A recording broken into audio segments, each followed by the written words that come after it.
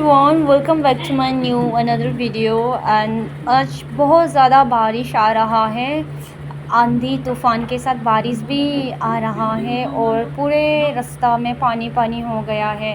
तो ऐसे हवा हीट कर रहा है तो उसकी वजह से पानी बहुत ज़्यादा दिखाई दे रहा है। तो मेरा कैमरा इतना ठीक नहीं है जो प्रॉपरली देख सके क्लियरली, तो दिखाई नहीं दे रहा अच्छे से।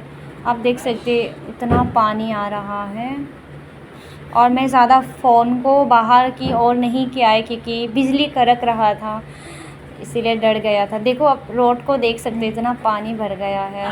तो आई विश कि जल्दी बारिश ख़त्म हो जाए, आंधी तूफ़ान बंद हो जाए। तो बाय बाय।